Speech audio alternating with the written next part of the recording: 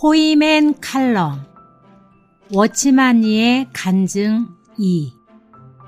오늘은 지난번에 이어서 워치마니 간증에 대해서 소개해드리도록 하겠습니다. 사역에 능력이 없었음. 학교에서 동급생들이 소설을 읽을 때 나는 한쪽에서 성경을 읽었습니다. 나의 동급생들은 내게 많은 변화가 있음을 인정했습니다. 그러나 나의 애성질은 여전히 남아있었기 때문에 나의 간증은 그리 강할 수가 없었습니다. 내가 기억하기에 그때 내가 의 형제에게도 간증했으나 그는 듣지 않았습니다.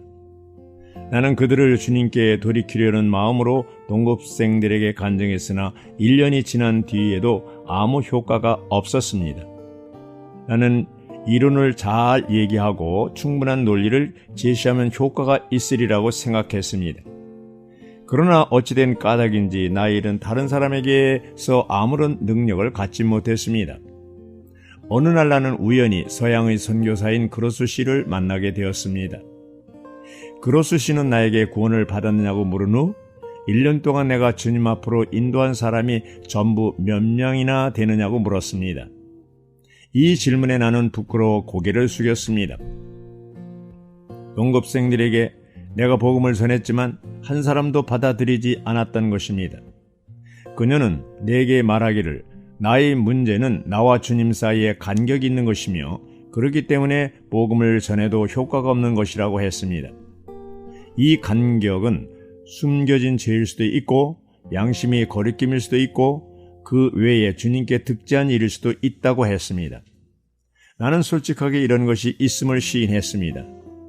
그녀는 내게 이런 것들을 깨끗이 버리고 싶은지를 물었습니다. 나는 원한다고 말했습니다. 그녀는 다시 내게 묻기를 사람들에게 어떻게 복음을 전했느냐고 했습니다.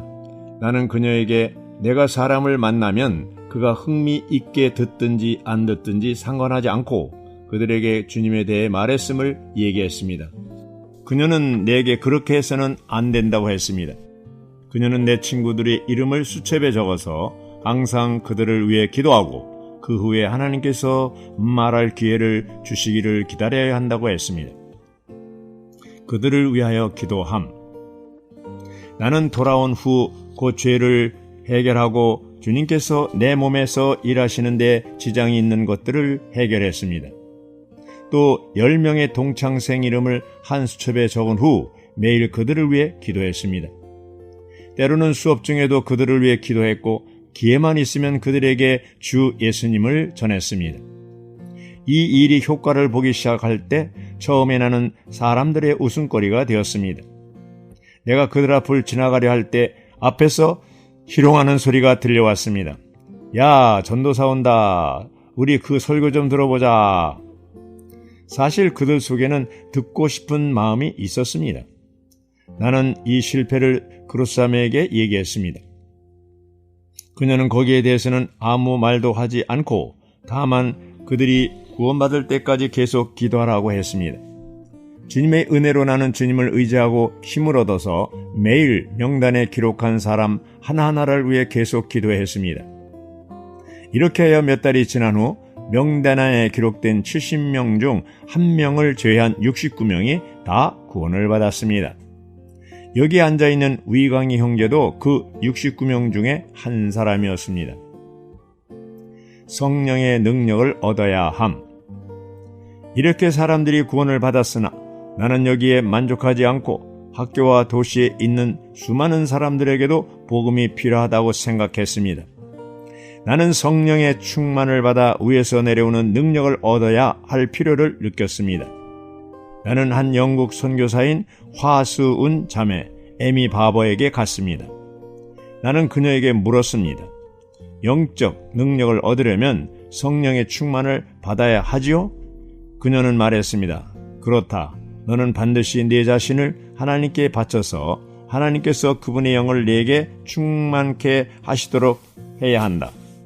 나는 내가 분명한 구원과 부르심을 받고 이미 내 생명을 하나님께 바쳤지만 여전히 영적 능력이 없는 것 같다고 말했습니다. 그녀는 내게 프리진 형제 이야기를 들려주었습니다. 프리진 형제는 미국 사람으로서 중국에 온 일이 있었습니다.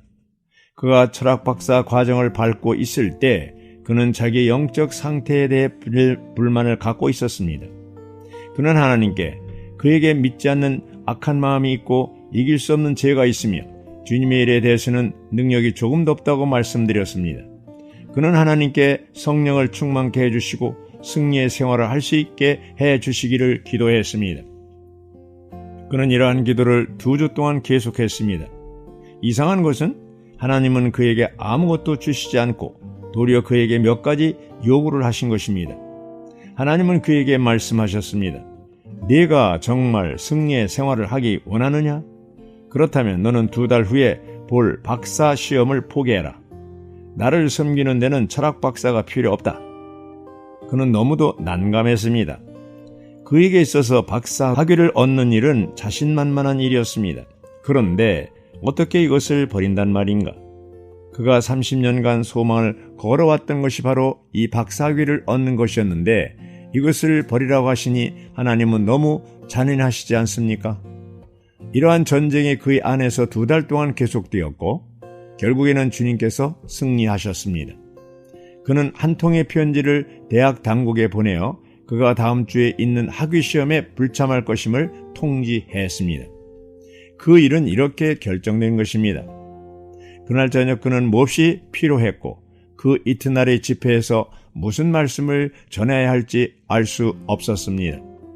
이튿날 그는 회중에게 말했습니다. 오늘 나는 무슨 말을 해야 할지 모르겠습니다. 나는 다만 한 사람이 주님께 복종한 일에 대해 말하고 싶습니다. 그날 회중의 4분의 3이 새롭게 일어났고 그 자신도 이로 인해 성령의 능력을 얻게 되었습니다. 그는 후에 말했습니다. 내가 만일 결과가 이런 것임을 더 일찍 알았더라면 나는 좀 더 일찍 하나님께 복종했을 것이다. 그는 그 후 주님께서 중히 쓰시는 사람이 되었습니다. 프리진 형제 이야기는 나를 감격해 했습니다. 나는 주님께 말했습니다.